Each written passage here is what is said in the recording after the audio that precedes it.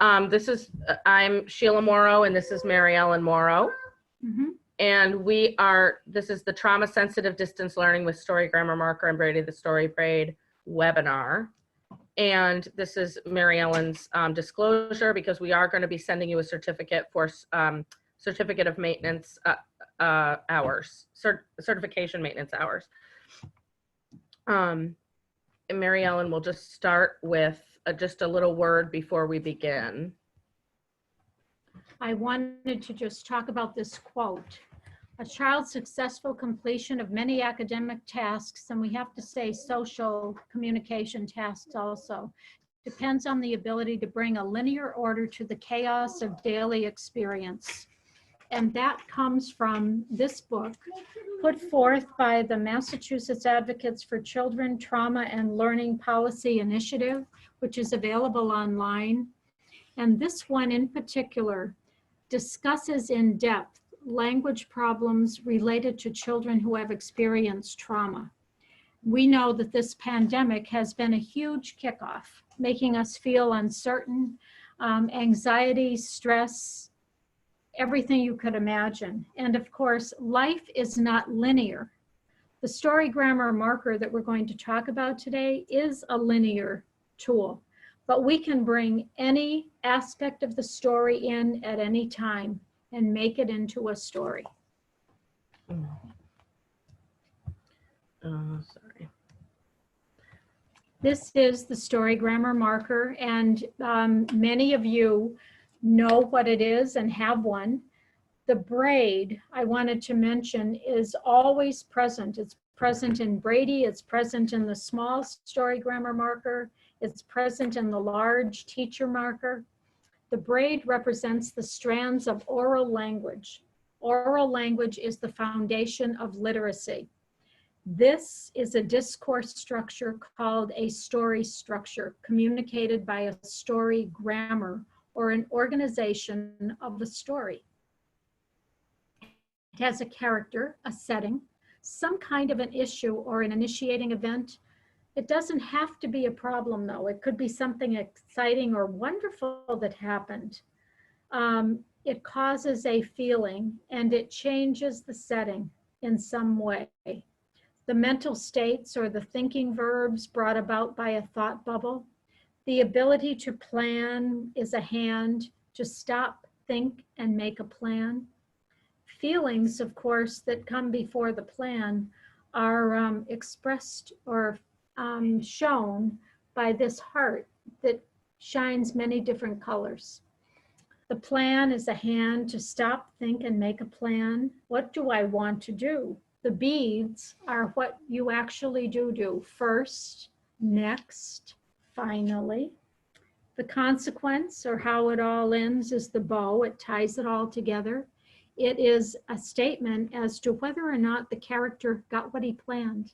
And then what's the reflection at the end? How does the character feel now? These are little feelings, little feeling hearts. Was there a lesson learned or not? So this is a basic unit of a plot. It's also a basic unit for problem solving. Who was there? Where were they? What happened? How did people feel? You can also use it to take perspective.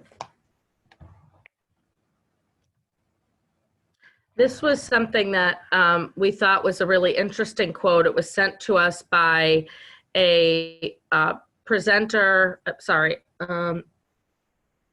Okay, I'm just checking our, okay, we have people asking questions. So this was sent to us by teachers in our local school district, and we thought this was a great quote. It's by a leader at Fordham University, and it kind of illustrates a little bit about one of the reasons the ability to tell your story is so important. He says, "Trust me on this. There is a good chance that years from now, you will feel sentimental for these weeks spent in social isolation. We're built for challenging times. We are writing the stories we will tell our children and grandchildren. Driving down a suburban street, waving to elementary school children might not have the historical gravity of landing on Omaha Beach or working on a wartime on a wartime assembly line. But when the children of the pandemic era are old and gray, they will reminisce about the time their teachers paraded past their house because of all the schools being closed. It will be a warm memory, even though many people got sick, lost their jobs, and were very afraid. They don't have the vocabulary today to describe it, but the lessons will stick and become clearer in the retelling. It's about social cohesion, love, and loyalty, and how good people step up when we need them to. And all of that's really true. And we bolded retelling because that's what we're focusing on, empowering children to be able to tell their story. And giving them the power now, just not in retrospect when they're old and gray. And so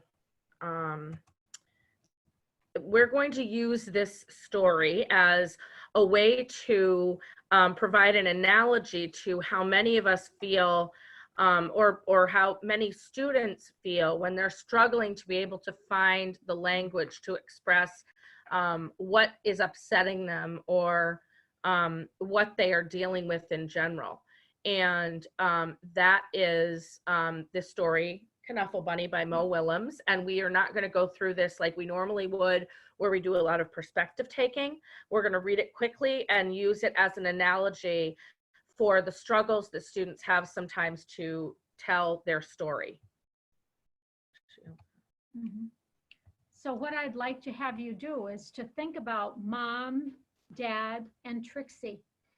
You may take one of their perspectives or all of their perspectives as I read it. Not so long ago, before she could even speak words, Trixie went on an errand with her daddy.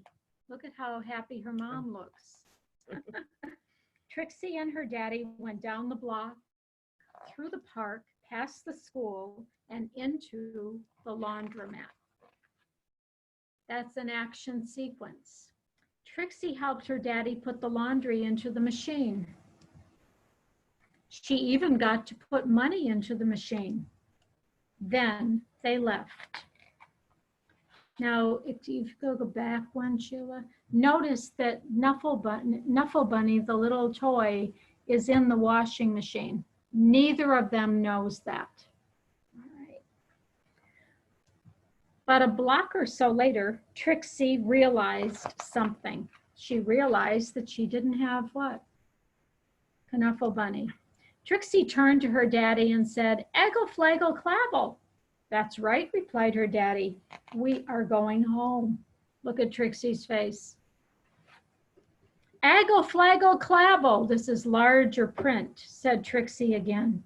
"Flaggle plabble? Wumpy flappy." Snurp. "Now please don't get fussy," said her daddy. Well, she had no choice. Trixie bawled. Wah! She went boneless. She did everything she could to show how unhappy she was. By the time they got home, her daddy was unhappy too. As soon as Trixie's mommy opened the door, she asked, "Where's Knuffle Bunny?" Now, mommy was aware that Knuffle Bunny was a vital prop. Okay. Look at daddy's head. There are lightning bolts around it as he realizes what was happening. Daddy was trying to be as helpful as he could to Trixie. The whole family ran down the block. They ran through the park. They zoomed past the school and into the laundromat. Trixie's daddy looked for Knuffle Bunny and looked and looked and looked. But Knuffle Bunny was nowhere to be found.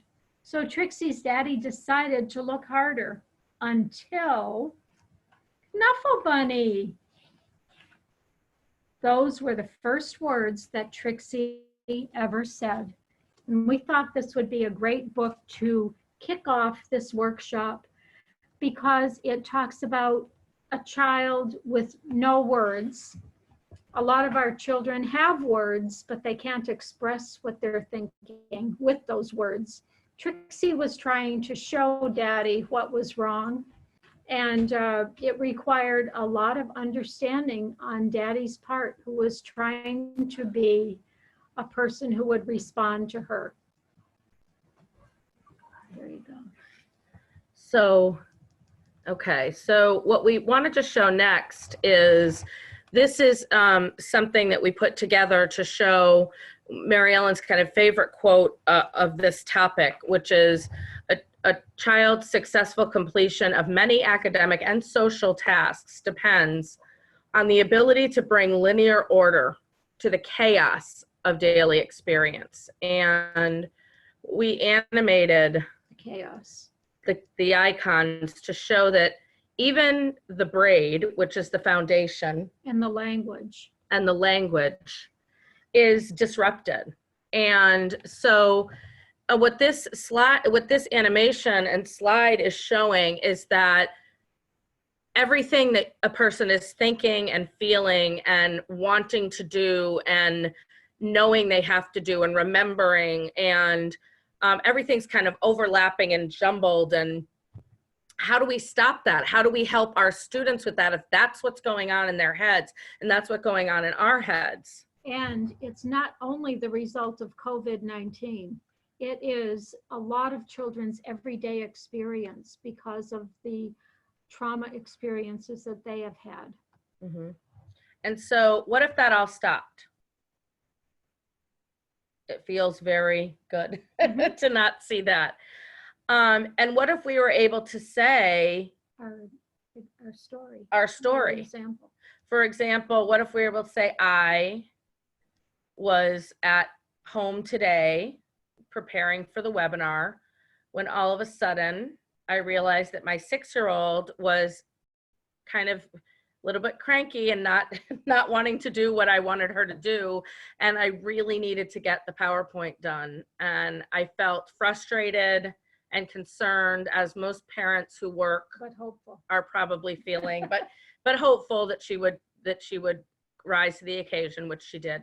But I knew that I had this webinar coming up very soon today, and I knew that, and I've remembered other times that, we've been under the gun to get the presentation made.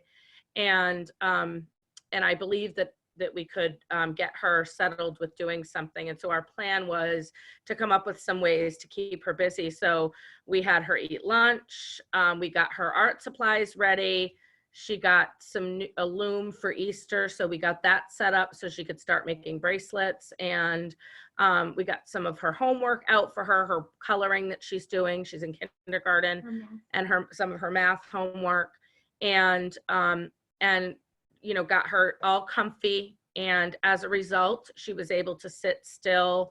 And the resolution is, I am relieved because we are sitting here with you.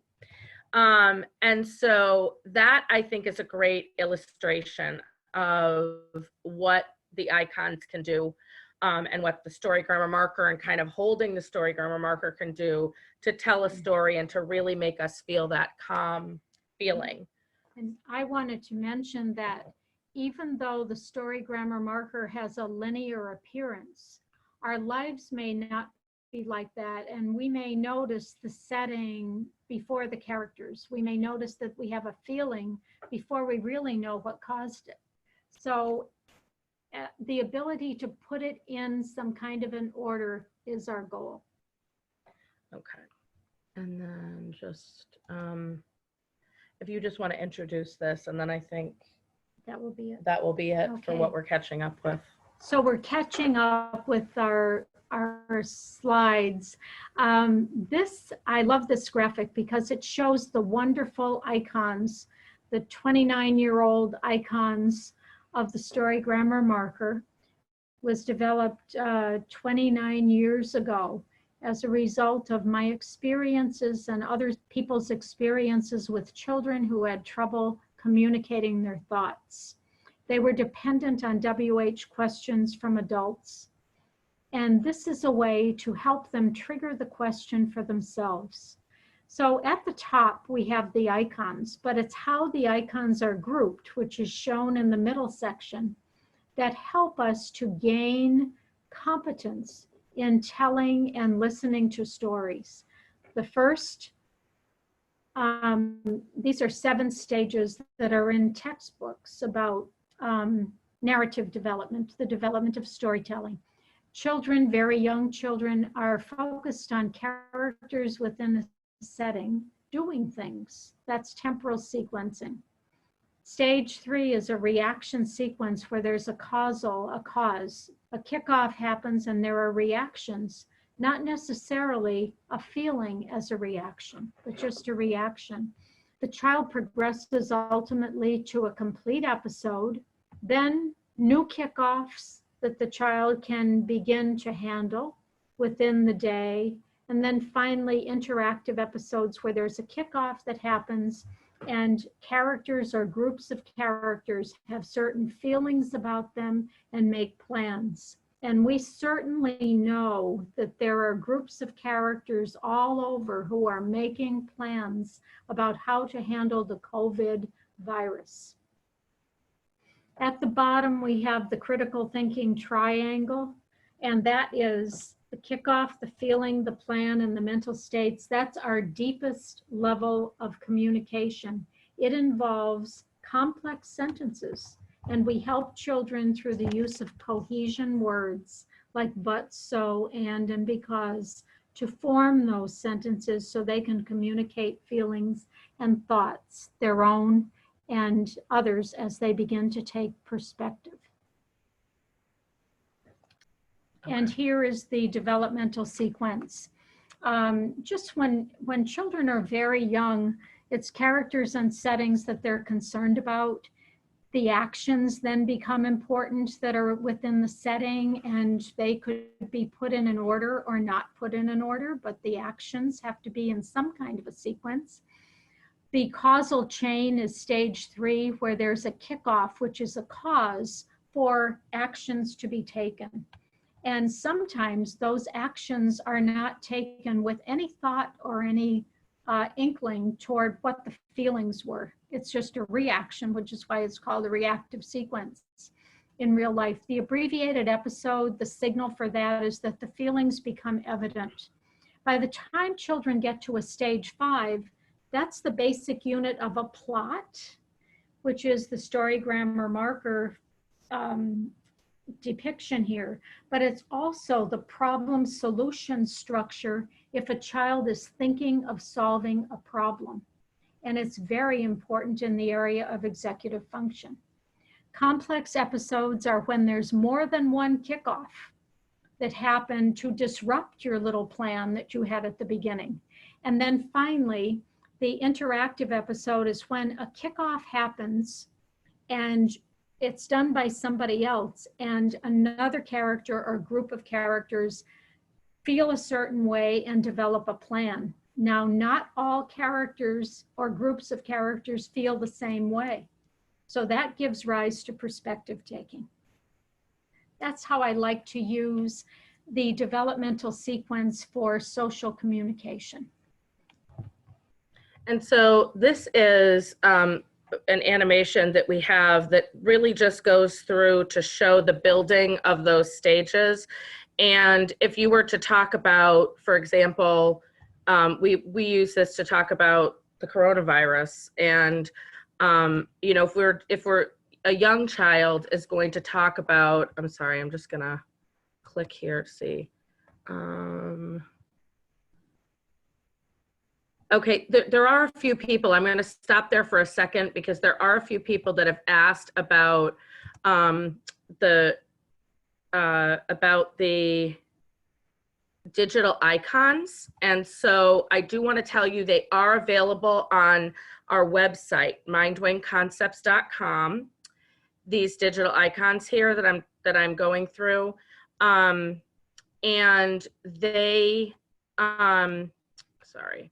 And there, if you click on distance learning, you will see them. You get 104 digital icons. So all the Braidy icons, all the story grammar marker icons, and all the theme maker icons for $19.95, or you can buy them separately for $7.95 each for Braidy and theme maker, $9.95 for story grammar marker. Or you can get them all for $19.95. I've got a bunch of people that asked that question, so I wanted to make sure to address that, and I will put that in the end as well. so if you're a young child, you might be talking about, I'm staying at home because of the coronavirus. And then adding in some actions of things that you're doing at home, staying safe, washing your hands, talking to your friends online, doing your homeschool. A reactive sequence would be to talk about, the coronavirus, COVID-19 as a kickoff that caused this reaction of everything shutting down. The abbreviated episode adds in our feelings. So you might, if you're a high school senior, you might be feeling sad and worried. And how, you're wondering kind of how everything is going to turn out.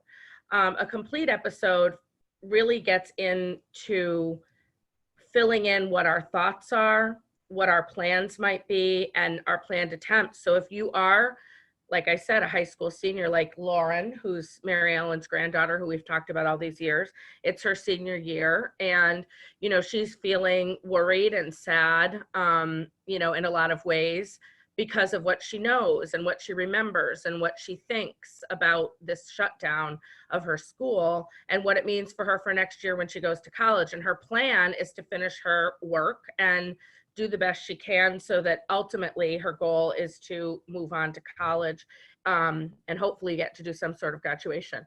And so when you get to a complex episode, that's a new kickoff, and the new kickoff can often affect other people. And that's what is constantly going on with everything that's happening around us. So just a word about, I just want to make sure there aren't any other questions. Okay. Thank you everyone for bearing with us. I usually have a separate computer and I didn't do that right now. This time we didn't have two laptops set up. So I didn't think of that. So last time we did it together, but we had Sean on another one, so it still worked. So thank you for bearing with us in these times. We're all distance learning together. So if you want to, Maryellen will just touch the definition of childhood trauma. And these are some of the slides. Sorry, I was just going to say. Sorry, Mom. We are, for those of you that don't know, maybe most of you know, we're mother and daughter. So sometimes if I say things in a very familiar way, that is why. And that's why we're together, why we are not in a separate location because we're together. So these are some of the slides that we typically use in our presentations that we do that incorporate trauma, childhood trauma, adverse childhood experiences, those kinds of things. And we actually had planned to do a webinar specifically on this topic before all of this happened. And now it's just sort of pushing it to the forefront. And we've got this curveball of distance learning to deal with. So Maryellen will go over these. And it's just, this is the experience of an event by a child or an adult that is emotionally painful or distressful, which results in lasting mental and physical effects. We have long presented in Baltimore City schools. And this past year, can you get rid of that for me? We were presenting at the time that they had a childhood trauma forum in Baltimore, and it was hosted by Congressman Elijah Cummings, who passed away shortly after. He presented in this little forum here, but his quote was wonderful. They, the Baltimore City's children, and all the children, are the living messengers we send to a future we will never see. I think it's wonderful because if you can tell the stories of the past and use them as memories to build your memory bank for the future, how great would it be? So one of the things that they were talking about is adverse childhood experiences, ACEs. And at the bottom of this quote that's at the top of your screen, they are experiences that cause toxic stress and impair the developing brain. It's estimated that 35 million children nationally in the United States experience ACEs. Okay. Pardon, did you? Yes. The definition, I don't know if you wanted to. Yeah, they are defined by the CDC, which we all know what that means, as potentially traumatic events that occur in childhood and that can undermine their children's sense of safety, stability, and bonding. They've been linked to chronic health problems, mental illness, and substance misuse in adulthood, and may negatively impact education and job opportunities. So we are wanting to impact that. Certain types of childhood adversity are especially likely to cause trauma reactions.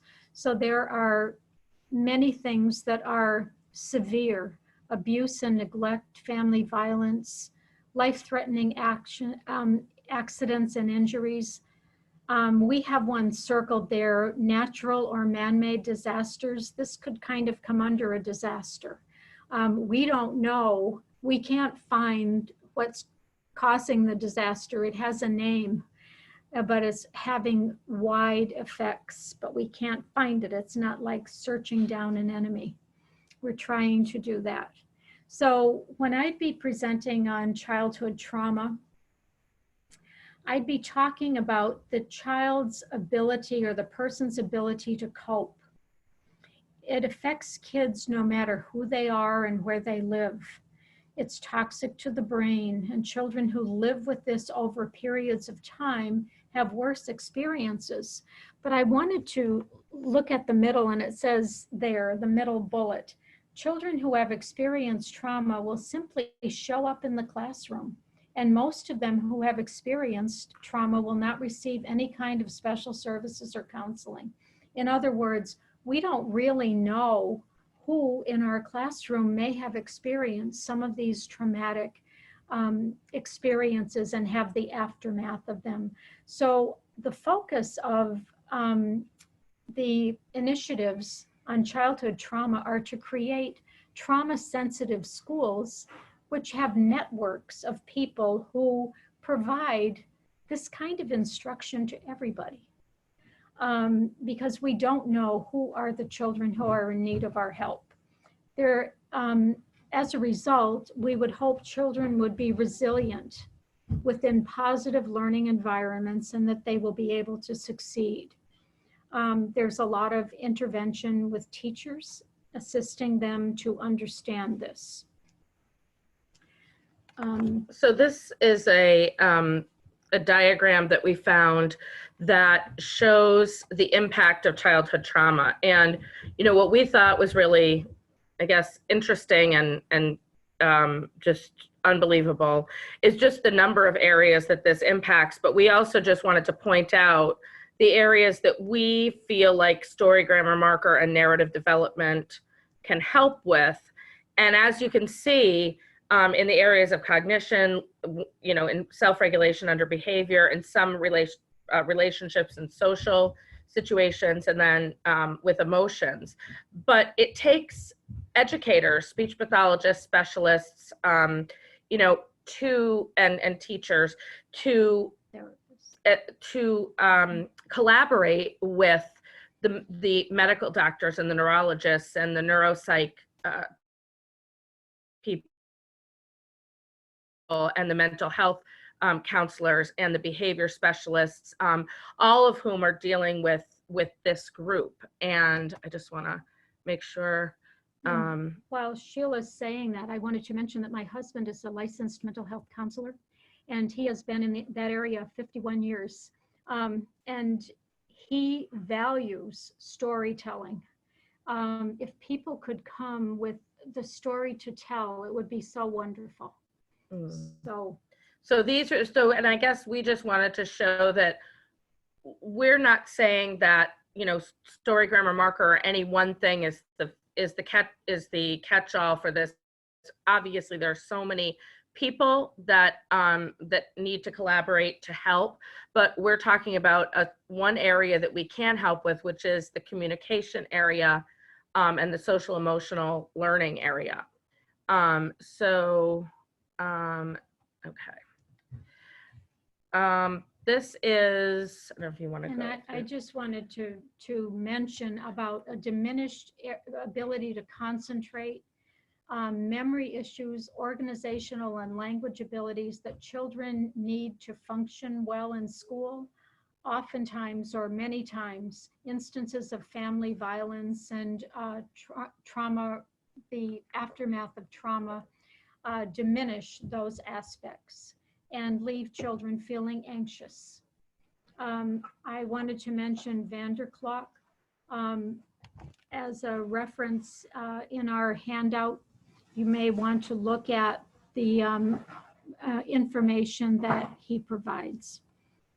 So, and then this was another really wonderful diagram that we found that we thought really showed the different aspects of the different aspects of trauma, of someone who had experienced trauma and where they need help. And, predictability, perspective, reciprocity, support, choice. Those are all things that we can do with Storygram or Marker. Hold on, I have a couple of people that are, let's see, does anyone, are you having trouble hearing Maryellen? Oh. Okay, the volume's fine, okay. Well, okay, it's good, okay, all right, thank you. Okay, so. I wanted to also add that when children are in school, a lot of these problems can arise from the school setting. There's bullying, there's all kinds of things that occur in school as well as at home for something like this, or just in life in general. All right, so there's a big push and a buzz for social and emotional learning. There has been for a long time, and we've been very, very aware of it as we develop our tools to manage emotions, to set positive goals, to show empathy for others, to maintain positive relationships, and make positive, responsible decisions.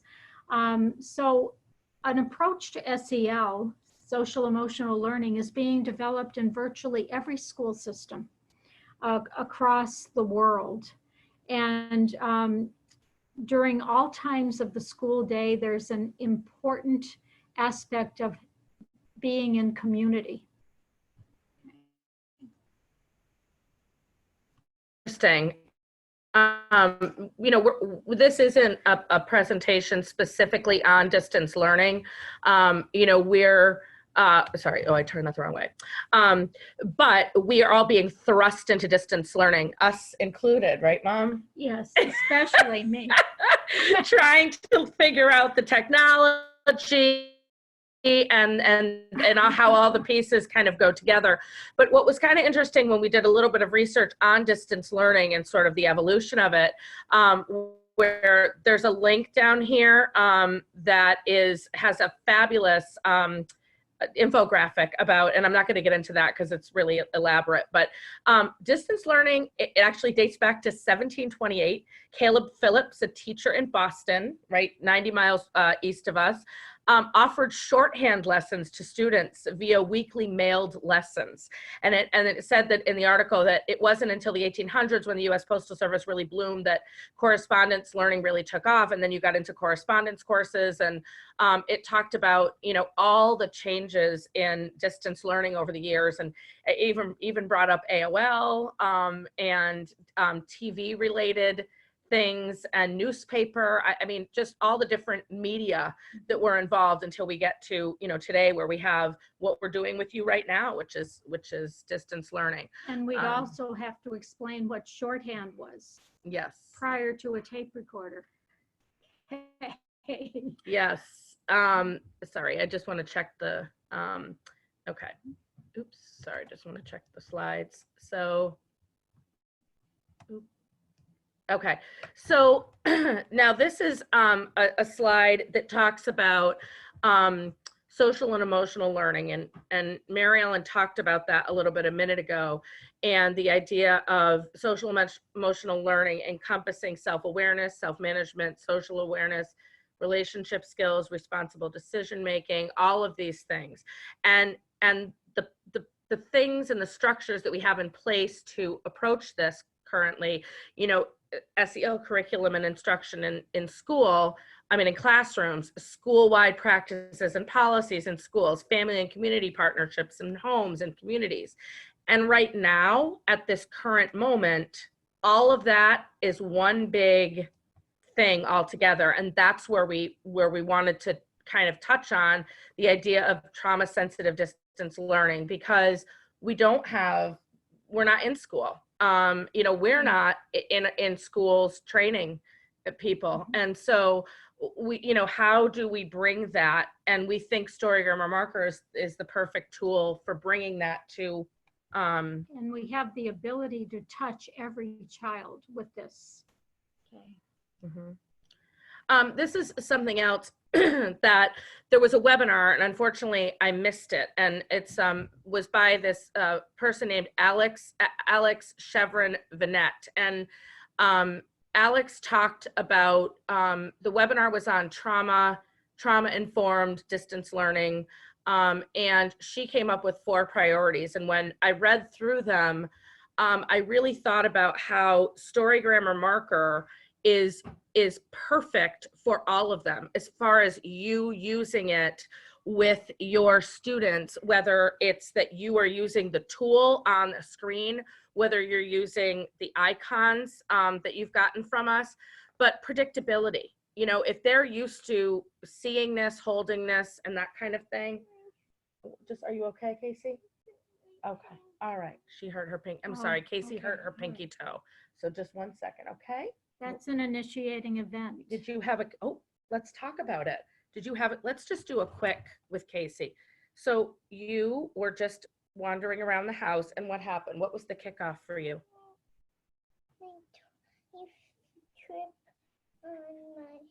You gotta say it louder. You gotta say it louder. You tripped on your charger and you hurt your toe. And how do you feel? Are you feeling, it hurts, you're feeling hurt. And so I guess your plan is to make it feel better. So the first thing you did was come over and see mommy. And next, maybe you could go get some, maybe some ice. And maybe you could then sit down and rest. And then maybe as a result, what would the tie-up be? Your toe would feel better. Yes. And then as a resolution, how would you feel if your toe felt better? Good. You'd feel good. Happy. Yes. And I love your makeup. You did a great job with your makeup. So can you let us finish, because we have to finish our presentation. Okay. Thanks, babe. Good job. Good job. So thank you for indulging that. Real-time example. Yes, this is how we're doing things, because being at home, this is definitely a way to have that, even with someone, you know, who grew up with this. It's really helpful to have as a tool with us. So the idea, and this is a prime example, which has happened with Casey, the predictability of using this, where this Venet said, notice what's normal, you know, what's familiar to our students. That's a great way of helping. Flexibility. I mean, the flexibility of being able to use storygram marker for so many, and Braidy for so many different areas of the curriculum, and for so many different social emotional areas, and also with routines. What Casey was going to do. What Casey was going to do about her situation. Normally she'd be climbing on my head by now, if I didn't have that. And then the connection. You know, relationships are how we build resilience. So how do you make a connection? By talking, having a conversation, telling your story, talking about problems, and then empowerment. Trauma takes power away from people. So trauma-informed educators need to think critically, you know, about trying to reproduce that, this is saying reproduce that dynamic, but being able to empower someone to tell their own story independently, it is huge. We've got a lot of especially when children cannot find the words, even though they can talk. They cannot put the words together. Oh, Jesse is able, Jesse Graham, we've got oh, you're not able to stay on the call. Jesse, we've got a quote coming up from Jesse, who writes a blog. So I don't know if she's going to be able to stay on. I just saw the chat from her, because she uses Story Grammar Marker for this purpose.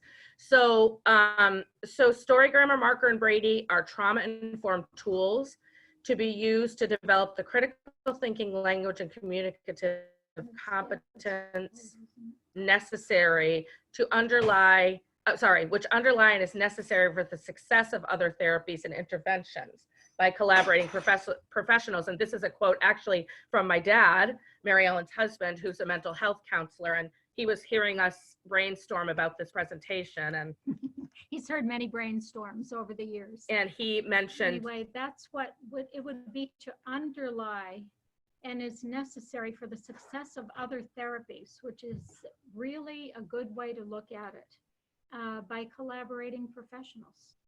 Okay. yes, and then this is another quote that we came across. There is nothing more delightful and illuminating than talking about big ideas with little people. True deep learning happens not on a worksheet or through a series of decontextualized videos and close-ended questions, but learning is a conversation. It requires connection and interaction. And I mean, don't get me wrong, the worksheets are fine. I love to have worksheets for Casey to do, I gotta be honest. Some coloring is always great. But those interactions, or her math, which are great, but those interactions are really the big part of that. So this is a quote by Carol Westby that's Maryellen's favorite quote, and it really gets at the heart of why a story is, and this is the book that it comes from. Charlene Simon's book that I mentioned, 1985. And hold on a second, I'm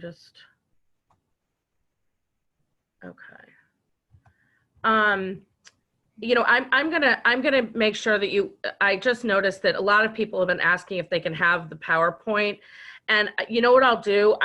I'll pull out anything, like the pictures of Nuffle Bunny and stuff like that, but I will make it available, because I'm realizing that I agree, there's so many good things in there.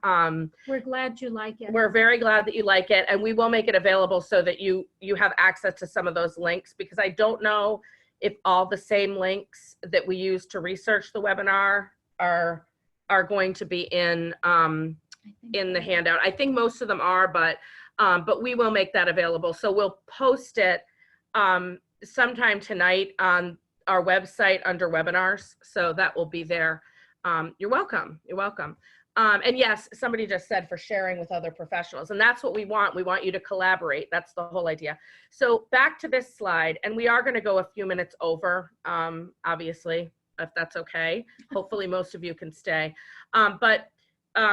We dream, remember, anticipate, hope, despair, love, hate, believe, doubt, plan, construct, gossip, and learn, and narrative. And those are all social emotional words.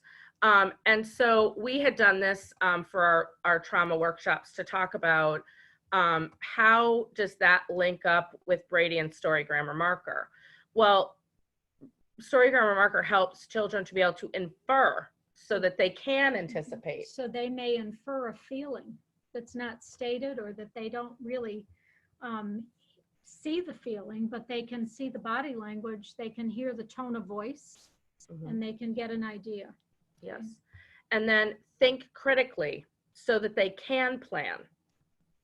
Form an argument so that they can explain what they believe. Compare and contrast so that they know what they love and what they hate. Now these words in green are all the words from the quote.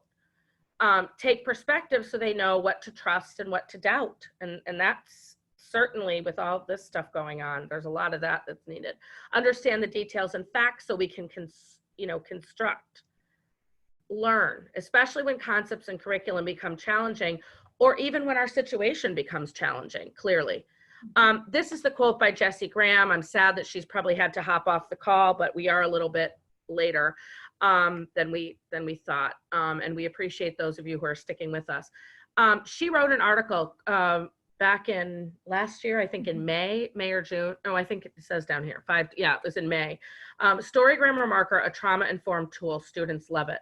And she wrote a blog post. So the blog post link is here. So when you get the PowerPoint, but she wrote, what I love most is that Story Grammar Marker gives them the opportunity to express their inner feelings in an organized, visualized model.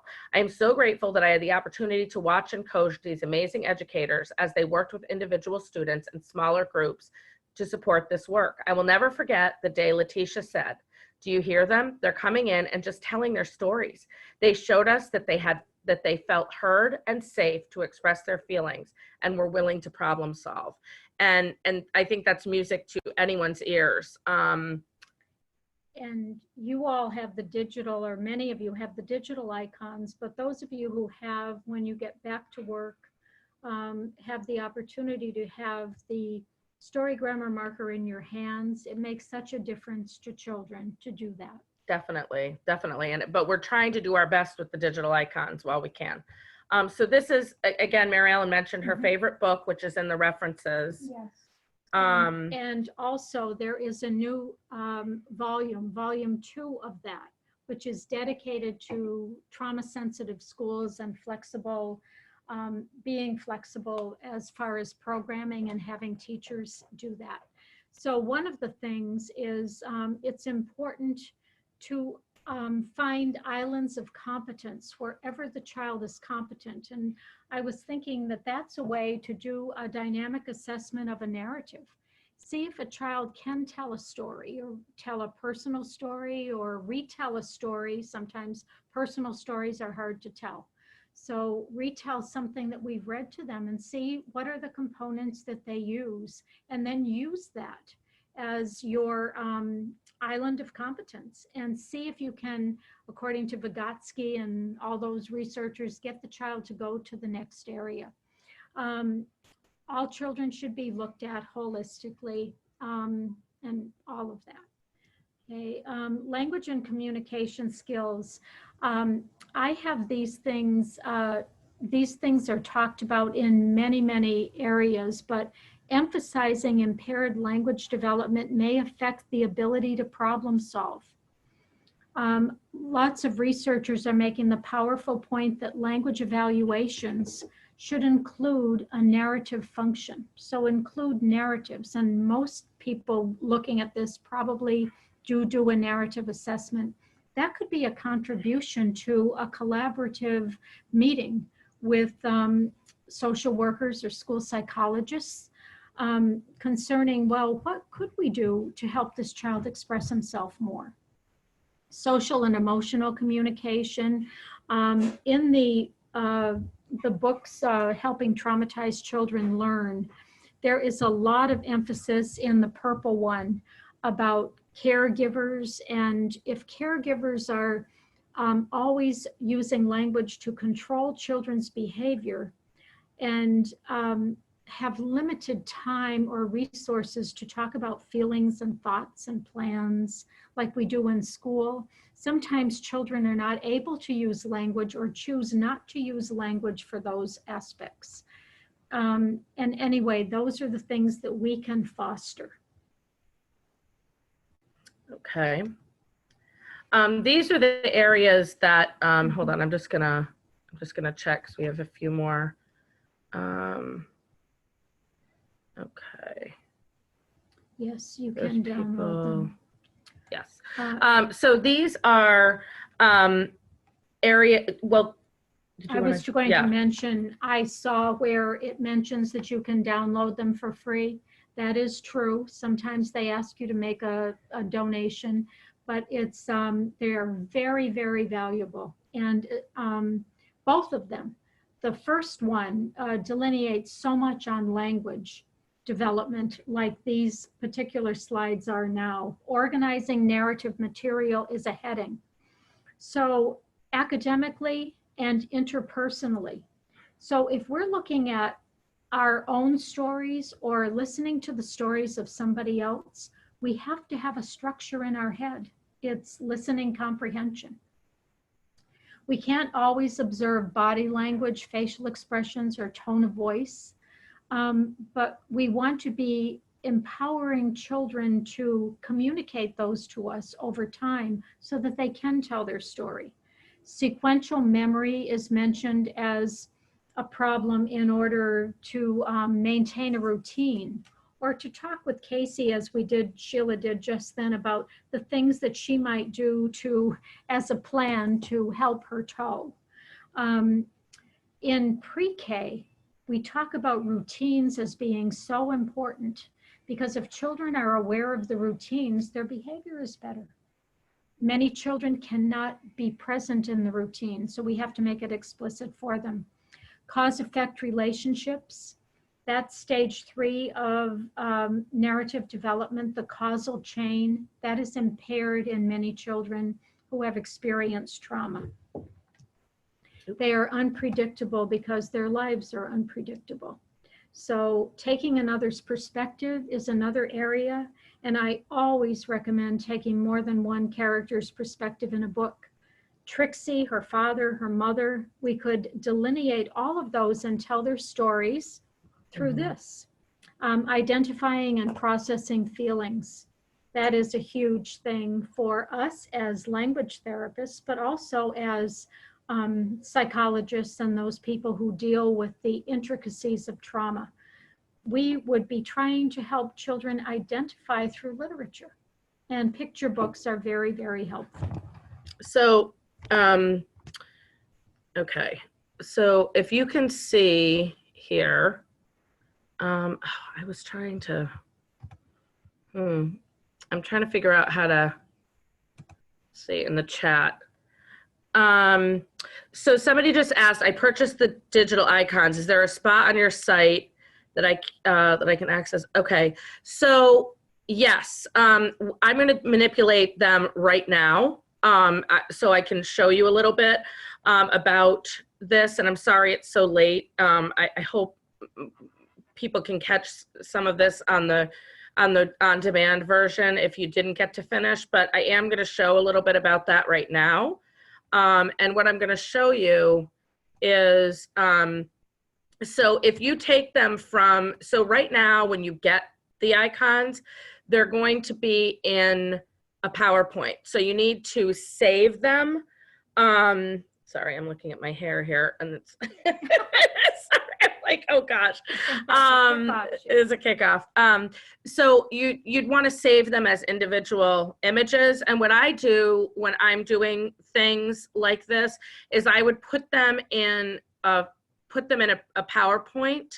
If you don't have PowerPoint, I know that Google, somebody help me, what's it called? Google Classroom? Google Slides, is that what it's called? Google Slides. Thank you, thank you, thank you.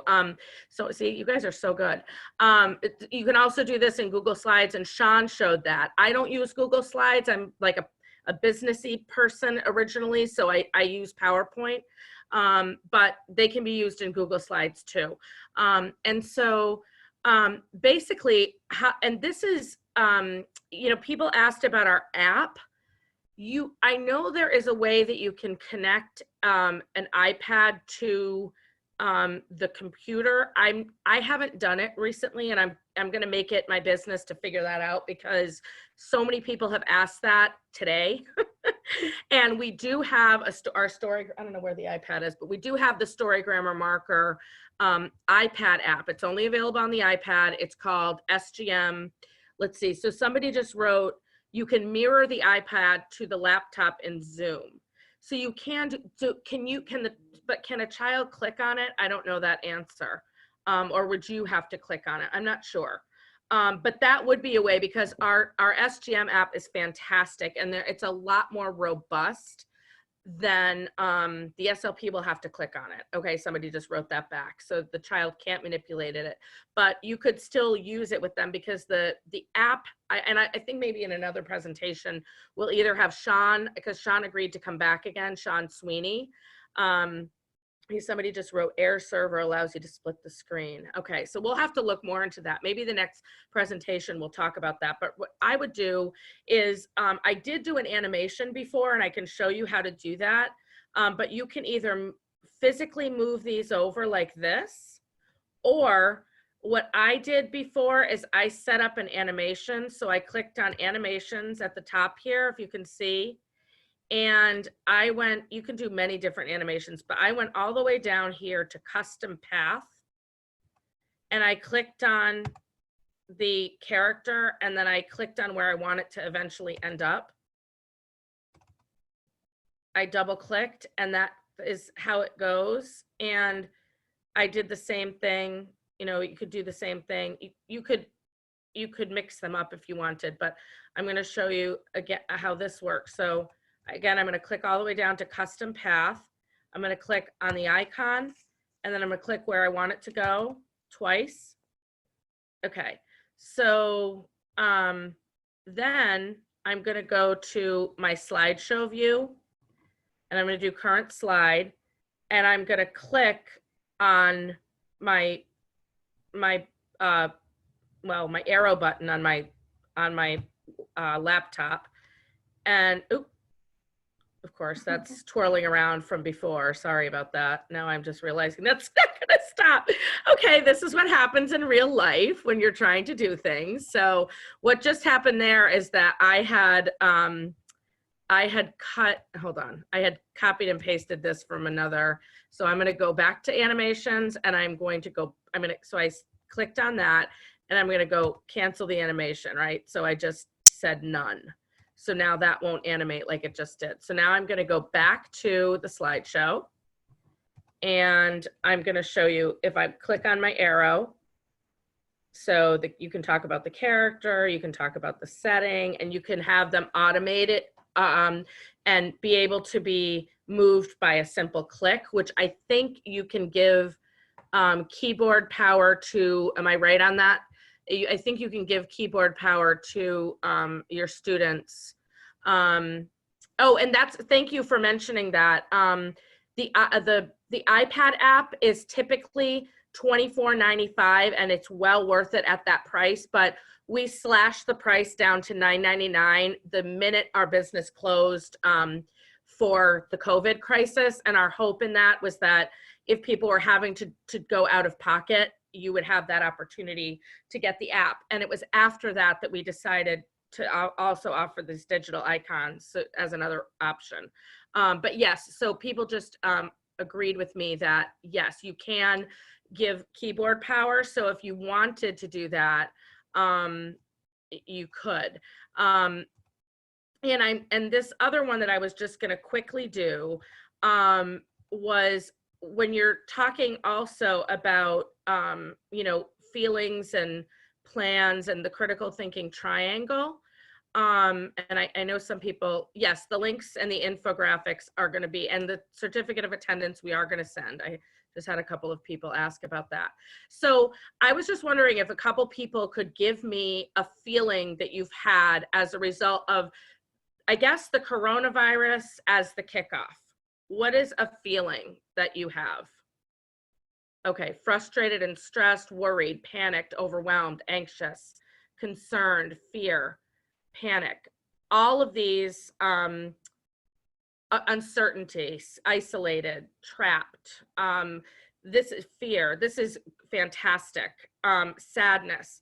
Okay, so all of these, and I'm just gonna write like some of them, right? But see, basically what I'm gonna just show you what I'm doing so that you can see it, in case you're not totally familiar. So you go to your home screen. This isn't, sorry, something's in my way. This thing's in my way. Let me move it. Okay, so I go up to my home screen, and I click here. If you can see this, I'm gonna click on text box, and I'm going to go down and make a text box, and I already had made one before, so I'm just gonna I'm gonna make a new one.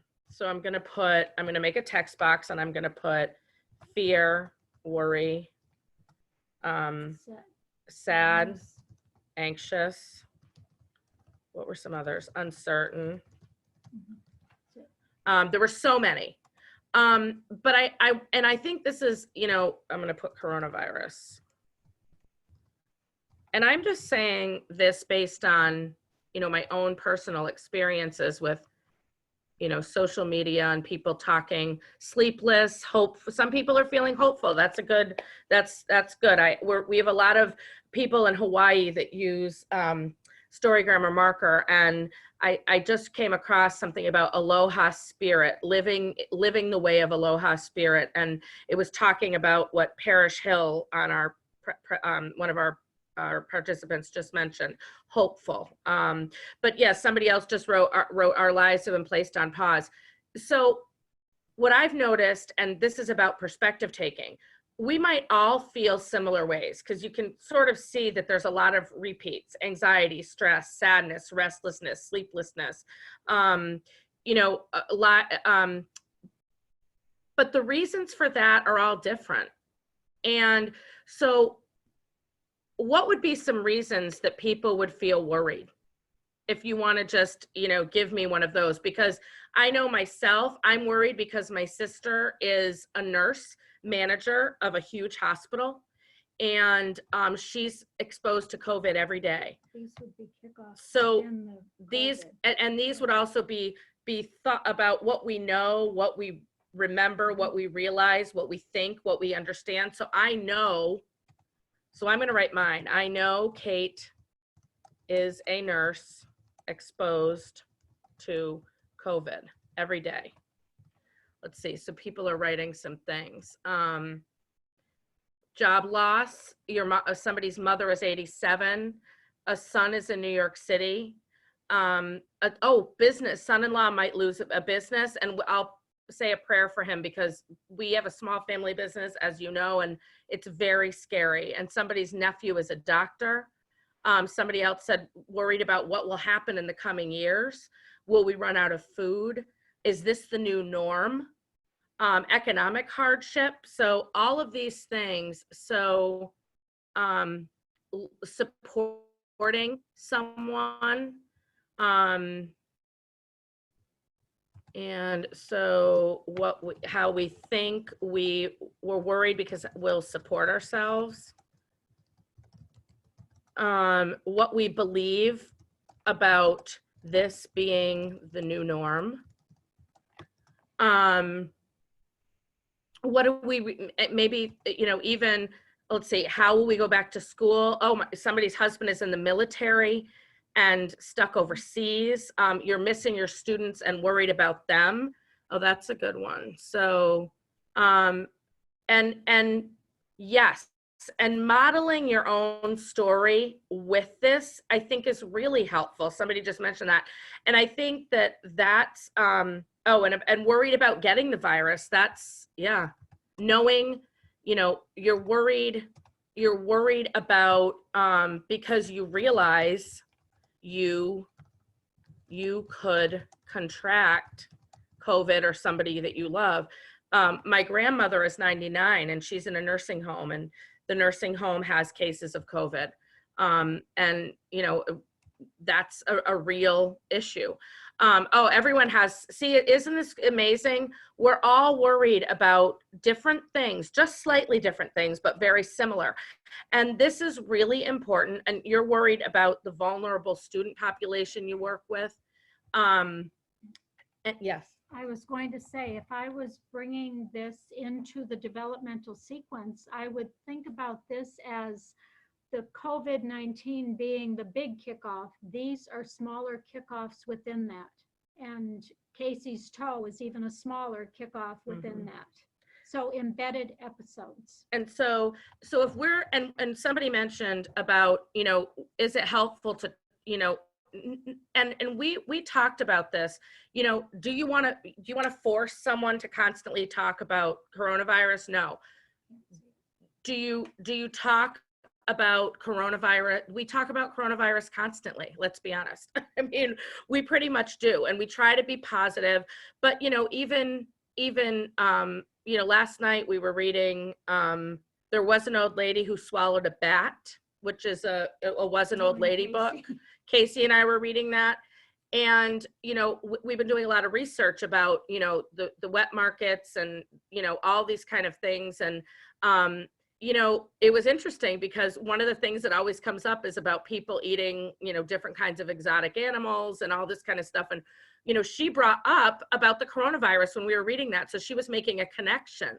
It's in everyone's mind. She's only 6 and it's in her mind. And so using story grammar marker definitely to talk about, you know, to talk about this. And then plans. What is our plan? So if your plan is that what somebody said, worried about our students. So our plan would be to make sure, let's see, we want to make sure our students are safe and secure. And can we do that? Well, what are some ways? And then you can go back, you know, to this and talk about, okay, so this is one thing that you can do, and you can go up here to click on the text box, and you can say, email my students daily. And I'm gonna just copy and paste so I have another one. And I'm gonna go up and get another of these. Another one, plan Zoom lessons or Google Hangouts to see them. Hold on. Let's see. And then how about use story grammar marker to help them communicate their thoughts and feelings about how they are coping with this situation. So those are some of the things that that you can do. And I'm trying to look at your questions and comments while we're doing this. So because I know that we're definitely later. Yes, questions about digital icons. Yes, it definitely. Our students do need a way to communicate these very difficult topics. And Maryellen and we're talking about doing a presentation soon on expository text. And, you know, Maryellen did a whole problem solution and cause effect lesson about coronavirus, which I think would be really interesting for a lot of people to have access to. The last couple of things we wanted to just touch on would be, I mean, these are not very small things, but if you wanted to just talk about, before Maryellen ends with some of the books, and thank you so much, all of you who stuck with us. I will be sending your certificate of attendance, a link to your certificate of attendance, a link to the PowerPoint slides. We aren't doing any like special discount right now because we're trying to be helpful, and we're not trying to tax anyone with having to buy additional things. We're trying to give you what you have, what you need, but we certainly would encourage you, if you want to use what we've shared today, the critical thinking triangle in action is a fantastic option. Our facilitating relationships book, which I don't have up on here. Hold on, I'm gonna, our facilitating relationships book. And they have 2 excerpts from it. And you have 2 excerpts in it and excerpts from it in your handout.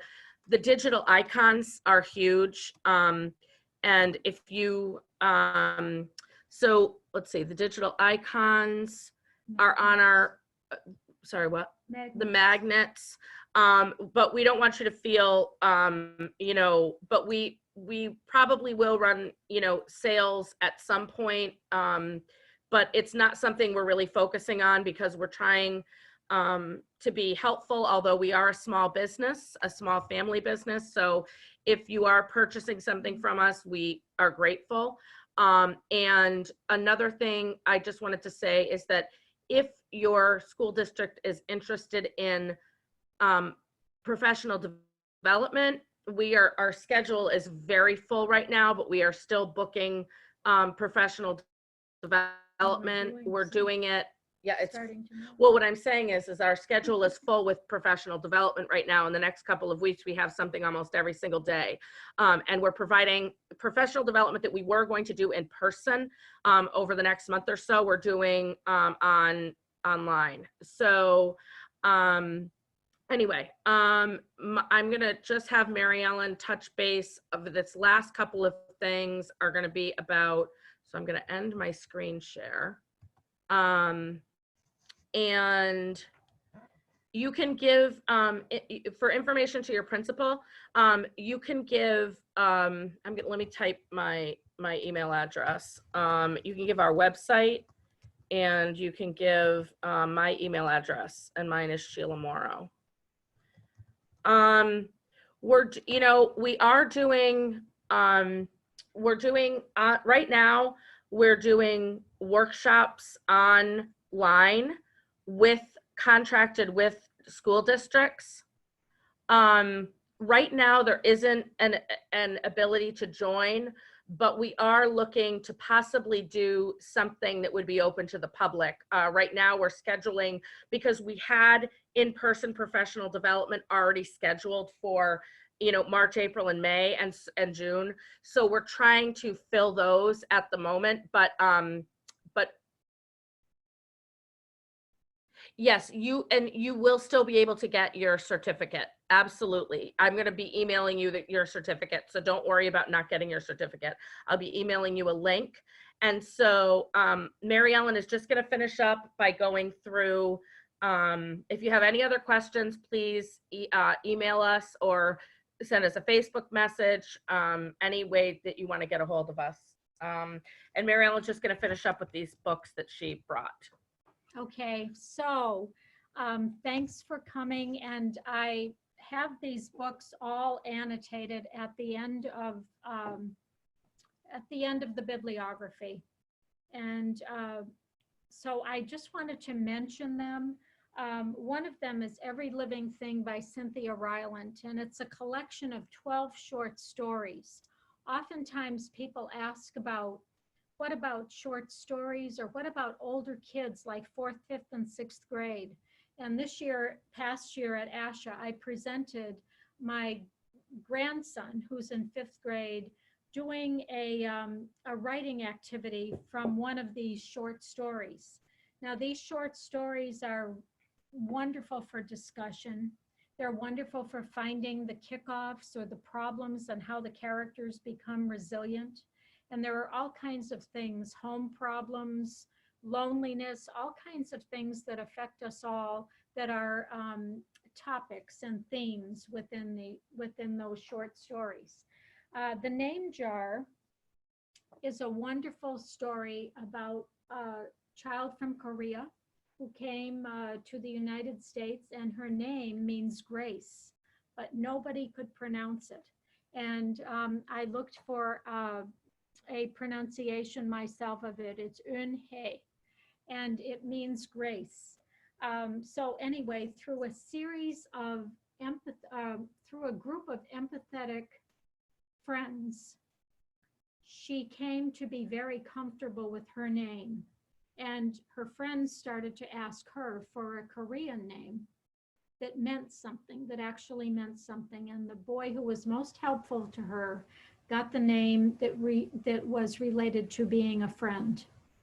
So that is one to use. A Different Pond is a Vietnamese experience. There was a pond in the new country that was similar to the activities in the pond in the old country, as my grandmother would say. And the parents work more than one job. The child has a lot of responsibility for younger children in the family. That can be taken from the mother's perspective, the father's perspective, the child's perspective. A Day's Work by Eve Bunting is an older book. It's about a child with a grandfather who came from Mexico, and he intervenes in getting his grandfather a job. What happens after that is a problem, And the grandfather's response is a lesson for all children and adults.